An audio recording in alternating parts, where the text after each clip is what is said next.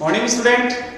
Last class में हमने बेटा चैप्टर नंबर 6 स्टार्ट कर लिया था और उसमें वर्क डन की हमने बात कर ली थी। वर्क डन से रिलेटेड न्यूमेरिकल भी हमने डिस्कस कर लिए थे, टाइप्स ऑफ वर्क डन हमने उसके स्पेशल केसेस भी देखे थे और उसके बाद में हमने due two variable force work done की बात करी थी और फोर्स डिस्प्लेसमेंट ग्राफ से भी हमने वर्क डन का फार्मूला डिराइव किया था। ठीक है, आज हम बात करेंगे बेटा सेकंड टॉपिक एनर्जी की। ठीक है ना, वर्क डन अपना इतना ही था, छोटा पार्ट है उसका। अब हम बात करते हैं एनर्जी की। एनर्जी जैसे देखो इसका रिलेशन भी वर्क डन से होता है। ठीक है ना, एनर्जी का रिलेशन वर्क डन से होता है। The capacity to do work is called energy of an object. Simple definition है इसकी। द कैपेसिटी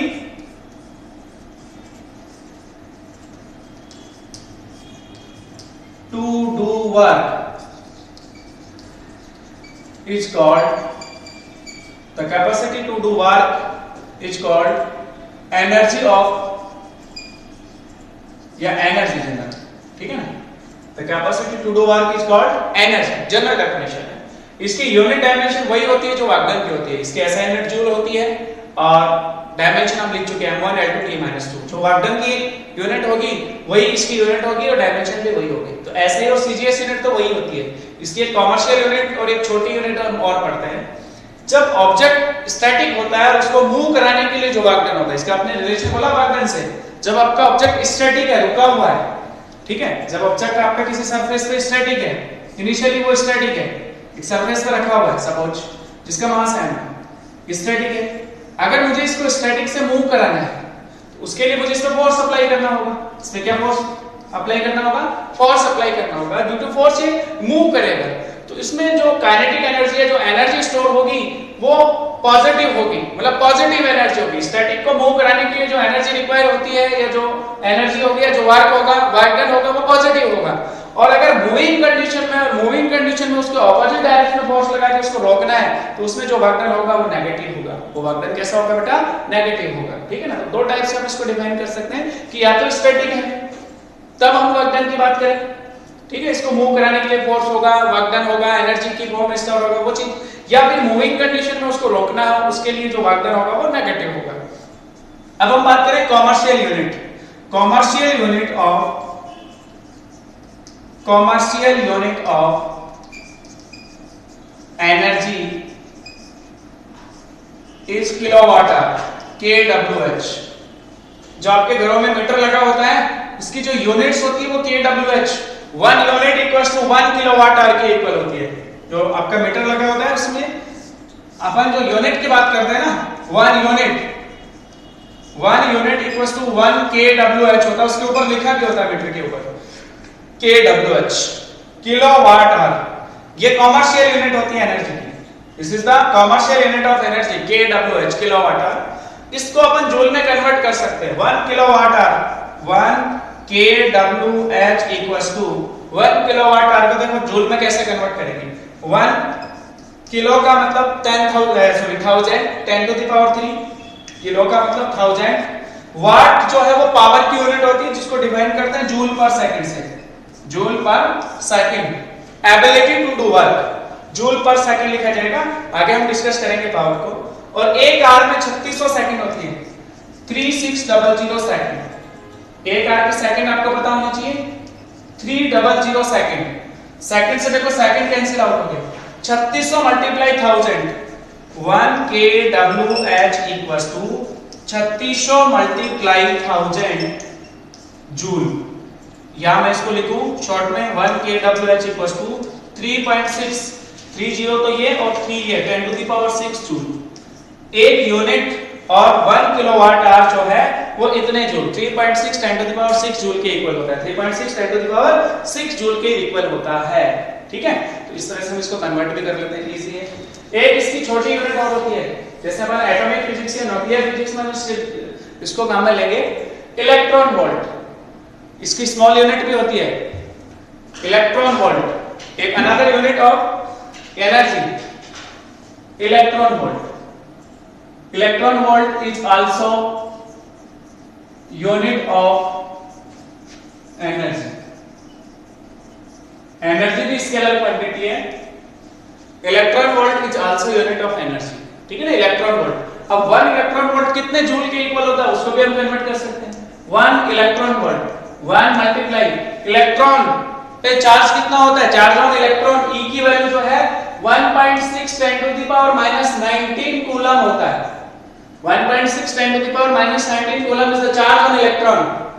वोल्ट जो है, वोल्ट या पोटेंशियल डिफरेंस को हमने कैसे डिफाइन किया था, पोटेंशियल और पोटेंशियल डिफरेंस को वोल्ट जूल पर कूलम लिखते थे। 10th क्लास में याद करो, वोल्ट को लिखते थे जूल पर कूलम, कूलम से कूलम कैंसिल हो गए। Then 1 electron volt equals to 1.6 10 to the power -19 joule. कितनी जूल एनर्जी होती है, एक इलेक्ट्रॉन वोल्ट में 1.6 10 to the power -19 joule energy होती है, मतलब स्मॉल यूनिट होती है, बहुत छोटी यूनिट। अगर मुझे जूल को इलेक्ट्रॉन वोल्ट में कन्वर्ट करना है या इलेक्ट्रॉन वोल्ट को जूल में कन्वर्ट करना है तो इससे मल्टीप्लाई करूंगा, और जूल को इलेक्ट्रॉन वोल्ट में कन्वर्ट करना है तो इसका डिवाइड कर दूंगा। सिंपल यूनिट, समझ में आ गया? ठीक है ना, डायमेंशन वगैरह वैसे लिखनी होती है, तो ये बेसिक चीज हमने डिस्कस कर ली। अब हम बात करें एनर्जी के टाइप्स की, तो जनरली हम कई टाइप की एनर्जी की बात करेंगे। तो सबसे पहले हम पढ़ेंगे काइनेटिक एनर्जी। सबसे पहले हम बात करते हैं चैप्टर में काइनेटिक एनर्जी की आज, फिर पोटेंशियल एनर्जी डिस्कस करेंगे। ठीक है, चलो पहला हम पढ़ते हैं काइनेटिक एनर्जी। वैसे बहुत सारे हम टाइप डिस्कस करते हैं। केमिकल, जब बैटरी बनाते हैं तो केमिकल एनर्जी की बात होती है, केमिकल रिएक्शंस की वजह से जो एनर्जी प्रोड्यूस होती है उसको हम बोलते हैं केमिकल एनर्जी। चार्जेस की वजह से electric energy, electrostatic energy, due to magnetic potential, magnetic potential energy, ठीक है ना, मैग्नेटिक एनर्जी बोलते हैं उसको। ऐसे हम न्यूक्लियस के बीच जब हम बात करेंगे न्यूक्लियर एनर्जी, ठीक है ना, न्यूक्लियर, जब हम न्यूक्लियर फिजिक्स करेंगे तो न्यूक्लियर एनर्जी की बात होगी। अलग अलग हम टाइप्स करते हैं। सबसे पहले हम बात करेंगे काइनेटिक एनर्जी। हमारी सबसे पहले एनर्जी हमारी होगी काइनेटिक एनर्जी। इसको K से डिनोट कर लेते हैं, काइनेटिक एनर्जी को किससे डिनोट कर लेते हैं, K या KE। अलग अलग नोटेशन है, K भी लिख देते हैं और KE भी लिख देते हैं। देखो, due to motion of particle जो एनर्जी प्रोड्यूस होती है, स्टैटिक था उसको मूव कराया, मूव करने लग गया, तो अब मूविंग कंडीशन में उसकी जो एनर्जी होगी उसको हम बोलेंगे काइनेटिक एनर्जी। इसका फॉर्मूला होता है हाफ mv²। फॉर्मूला क्या होता है, हाफ mv²। तो सिंपल डेफिनेशन लिख लो पहले, due to motion of object, due to motion of object there is energy, there is an energy in object called kinetic energy. Due to motion of object there is an energy in object which called kinetic energy. K से denote करते हैं इसको, ठीक है। If an object of mass, if an object of mass small m is moving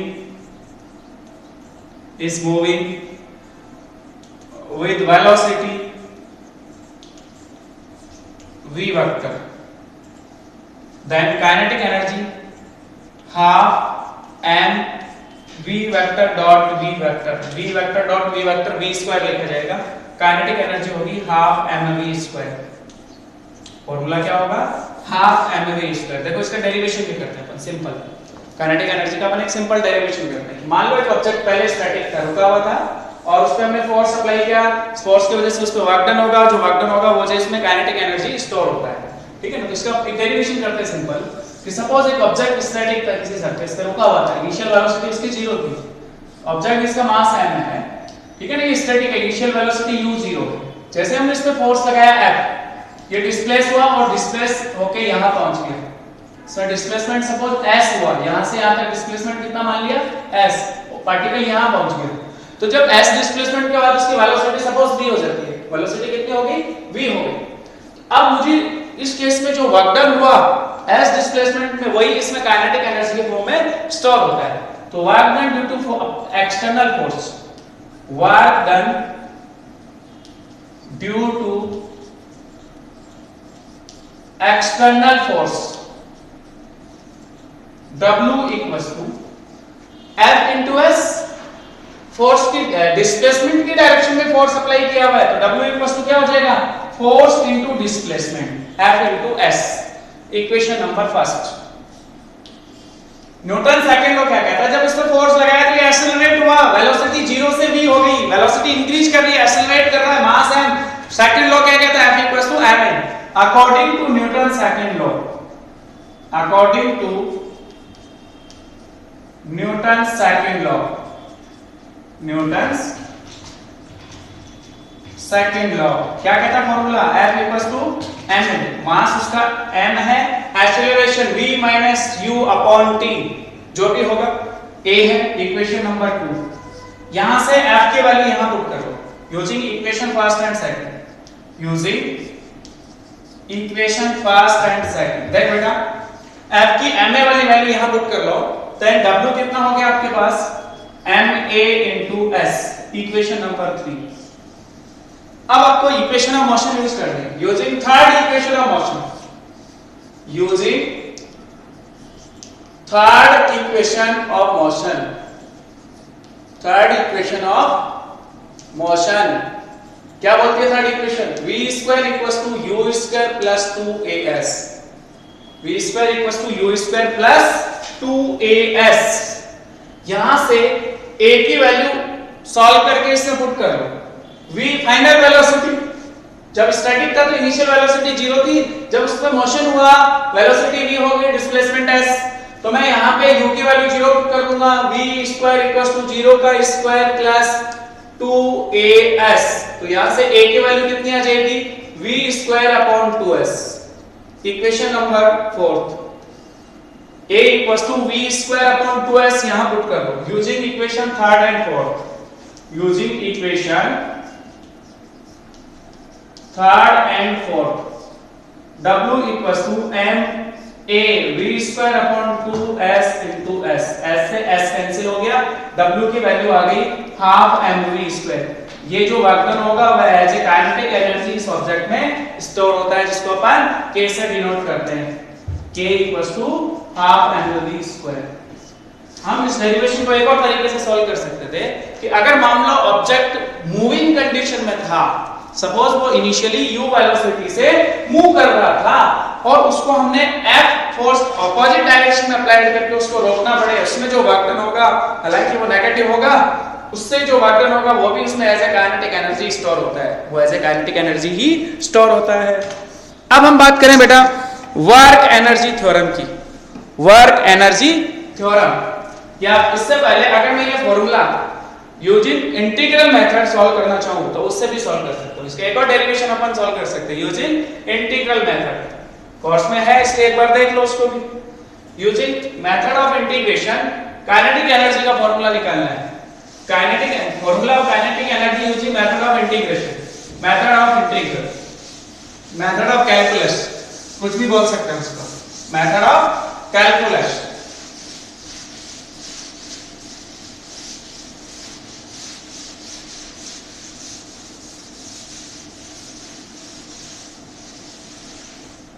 देखो ध्यान से, topic आपका है काइनेटिक एनर्जी या formula of kinetic energy, kinetic energy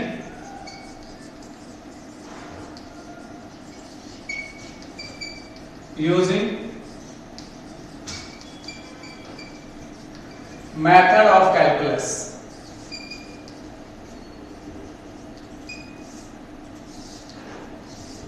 kinetic energy using method of calculus, ठीक है। देखो ध्यान से, काइनेटिक एनर्जी का फॉर्मूला निकालना मेथड ऑफ कैलकुलस है।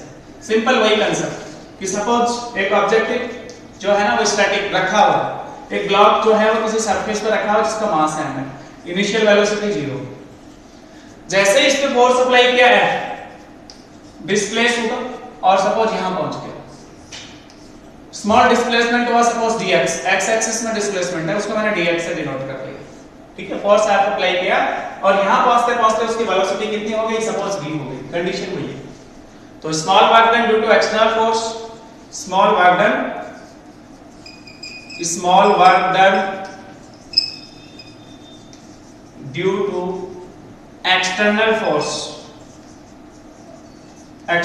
Force capital F, dw equals to f dx, displacement कितना था dx, फोर्स कितना अप्लाई किया, डायरेक्शन ऑफ डिस्प्लेसमेंट है, देन f dx क्या हो गया dw, small work done, equation number 1 according to Newton second law. यहां पे तो वैसे ही करना है, according to sorry Newton second law, हाँ न्यूटन सेकंड लॉ ही लगाना है, Newton second law, Newton second law F equal to ma,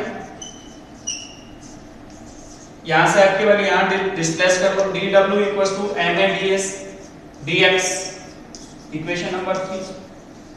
ध्यान से देखो, हम मेथड ऑफ कैलकुलस की बात कर रहे हैं तो कोई इंटीग्रेशन होना चाहिए इसमें।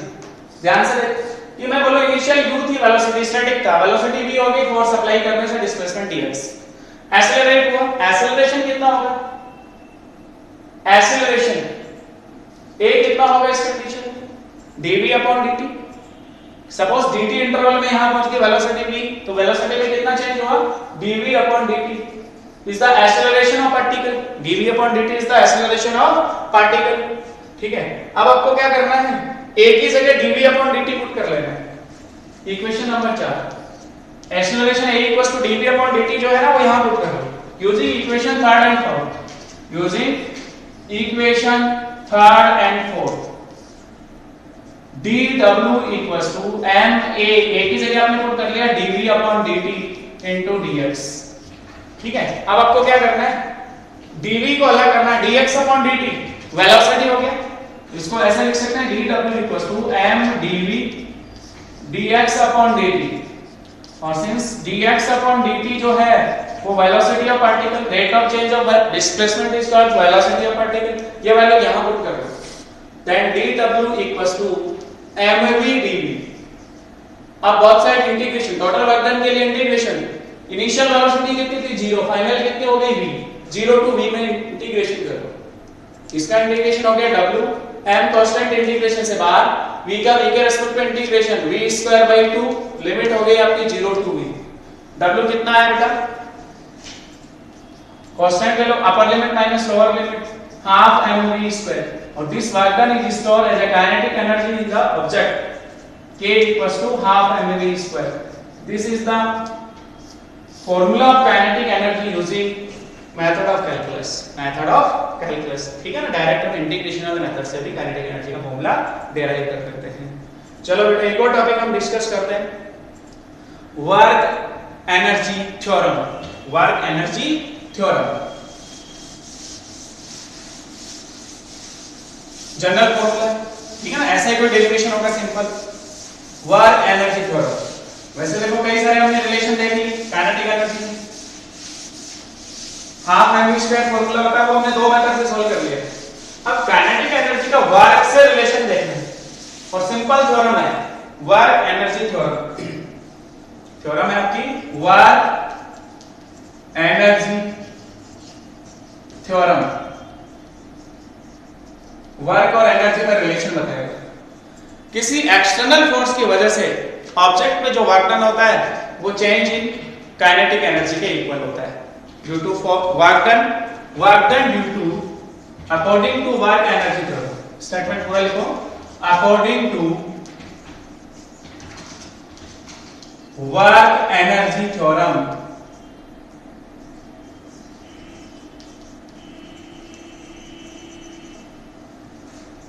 Work done due to work done due to external force,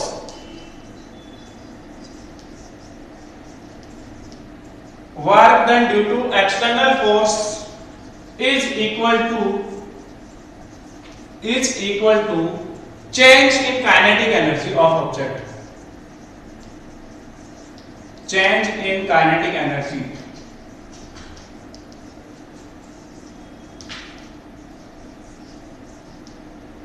change in kinetic energy of object।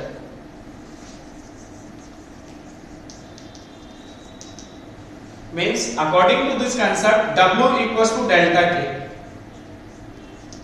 W equals to delta K और W equals to KF minus KI, final kinetic energy minus initial kinetic energy. मुझे ये proof करना है, मुझे ये formula proof करना है। तो कंडीशन वही कि सपोज एक ऑब्जेक्ट इनिशियली u वेलोसिटी से मूव कर रहा है, इस बार स्टैटिक नहीं रखते हम उसको, इसकी वेलोसिटी कितनी रखते हैं, मास m वेलोसिटी u। ठीक है, जब इसने F फोर्स अप्लाई किया तो वेलोसिटी v हो गई, मास m, इस कंडीशन में इसकी वेलोसिटी v हुई और डिस्प्लेसमेंट सपोज s था। कंडीशन सुनो, m मास का object velocity initial velocity u से मूव कर रहा था, जब उसने एक्सटर्नल फोर्स अप्लाई किया तो वेलोसिटी क्या हो गई, v हो गई और डिस्प्लेसमेंट कितना हुआ, s। मैं आपसे पूछूं बताओ वर्क डन कितना हुआ इस कंडीशन में? Work done due to external force, work done due to external force, इस कंडीशन में work done due to external force solve करो। Work done due to external force W equals to F into S, equation number first. Force कितना apply किया, F, displacement कितना, S। Since F equals to ma according to Newton second law, ये value यहां put कर लो तो W equals to MAS, equation number 2। अब मैं आपसे पूछूं कि भाई A की वैल्यू सॉल्व कर दो using third equation of motion, using third equation of motion,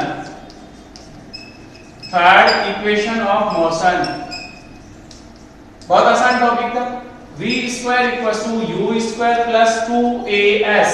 अब इस बार v और u जीरो नहीं है, u जीरो नहीं है तो u ही रखेंगे उसको, a की वैल्यू सॉल्व करनी है।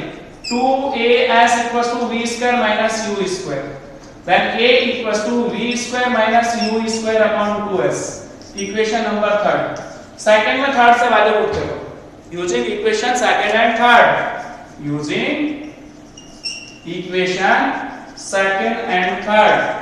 a की ये वाली वैल्यू यहां पुट करो, then w equals to m, a की जगह v square minus u square upon 2s into s, s से s कैंसिल, m को अंदर मल्टीप्लाई कर लो, then w equals to formula हो गया half mv square minus half mu square. This is final kinetic energy और ये आपकी क्या है, इनिशियल काइनेटिक एनर्जी। तो w का फार्मूला हो गया kf माइनस ki। यही तो वर्क एनर्जी थ्योरम थी, यही तो प्रूफ करना था, प्रूफ हो गया। इसको मेथड ऑफ इंटीग्रेशन से भी अपन सॉल्व कर सकते हैं। ठीक है बेटा, आज के लिए इतना ही काफी है, बाकी नेक्स्ट क्लास में डिस्कस करेंगे। Thank you.